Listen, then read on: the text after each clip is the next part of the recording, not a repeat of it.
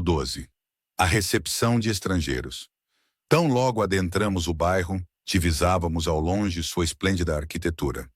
Localizávamos-nos ao centro da forma de ferradura do complexo e, à nossa frente, um imenso parque central se esparramava, adornando aquela preciosa obra. O majestoso panorama aquecia-me o seio, convidando-me à grata veneração ao Criador por facultar-me vivência renovadora. Guiados por Omani em veículo planador, iniciamos nossa jornada pelo edifício de recepção aos estrangeiros, parada obrigatória a todos os extraterrenos que ali chegavam pela primeira vez. A recepção compunha-se por uma edificação em estrutura curvilínea, lançando-se às alturas sob a forma de duas celas de cavaleiro em pé, alocadas simetricamente em oposição. Trazia fachada translúcida e vitrificada, através da qual divisávamos toda a vida interior ali presente, mesmo observando de longe. Vasos suspensos de plantas adornavam toda a sua fachada, sobre os quais longas trepadeiras verdejantes pendiam para o solo, criando uma espécie de cortina verde a envolver a edificação. Aparentemente estávamos num dia tranquilo, no qual poucos funcionários do recinto trabalhavam em funções meramente administrativas, dado que nenhuma comitiva de estrangeiros estava a chegar por aquelas horas.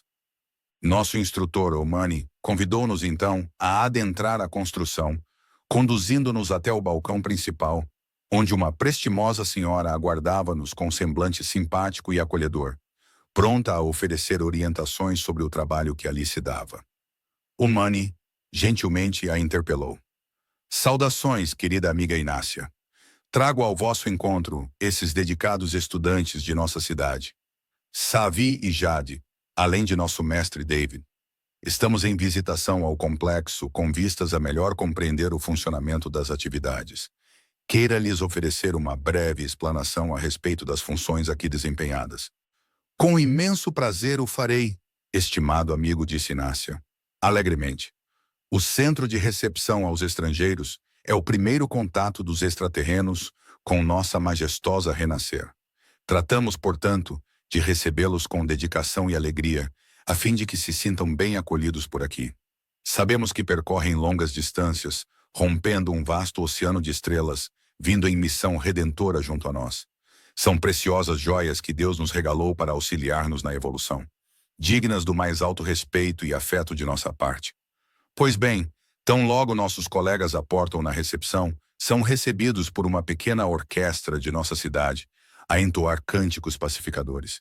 Em notas de melodia suave e enternecedora, são envolvidos por um clima amoroso, a tocar-lhes as fibras íntimas do coração. Muitos emocionam-se ao embalo de nossa musicalidade, relembrando as esferas e os seres queridos que deixaram na retaguarda.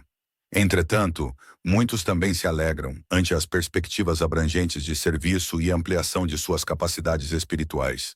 Feita essa calorosa apresentação, disponibilizamos aos nossos hóspedes espaço para relaxamento e descontração, enquanto cadastramos cada entidade no sistema integrado de nossa colônia espiritual.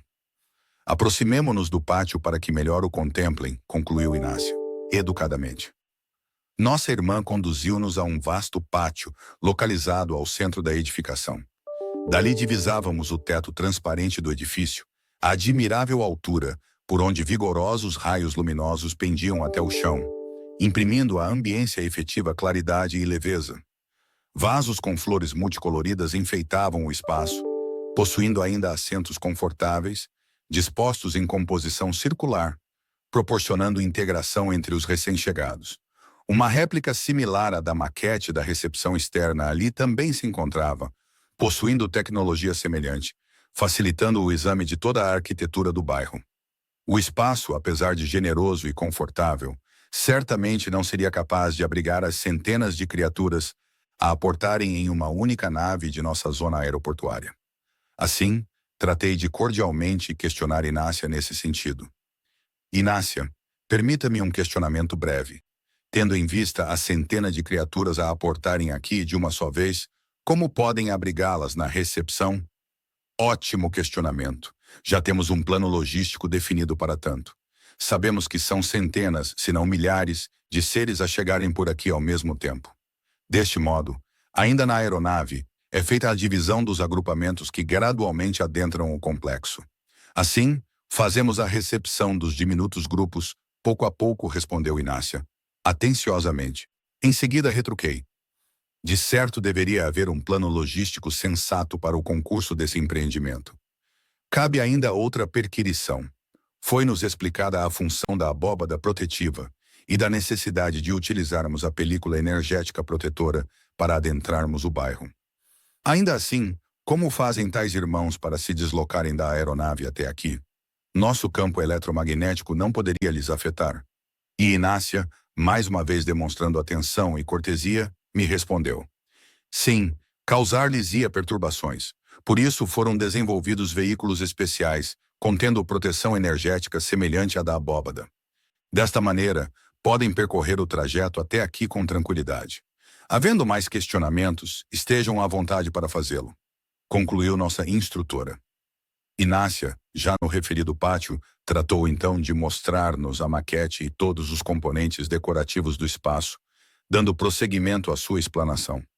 O cadastramento de nossos hóspedes ocorre da seguinte maneira. Cada qual é introduzido em um dispositivo scanner, altamente tecnológico, que realiza a leitura das informações presentes em seus corpos sutis, como suas estrelas de origem, sua linhagem cósmica, seu teor energético vibracional e as virtudes aquilatadas às suas almas. Todas as informações extraídas da entidade são transferidas ao sistema integrado da colônia Renascer.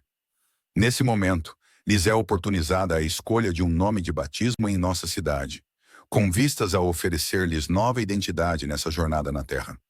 Comumente, lhes sugerimos nomes de nossas tradições diversas, que eventualmente encarnam também a personalidade na vida física posterior.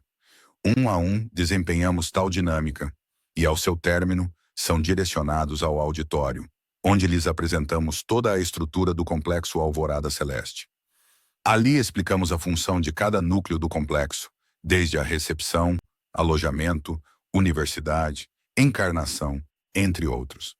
Dessa maneira, conseguimos dirimir as dúvidas eventuais e dar-lhes segurança quanto ao porvir repleto de desafios, principalmente quando adentram a densidade da crosta terrestre. Finalizou Inácia.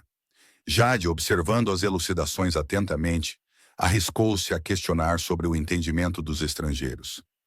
Como se sentem tais irmãos ao concluírem essa primeira etapa?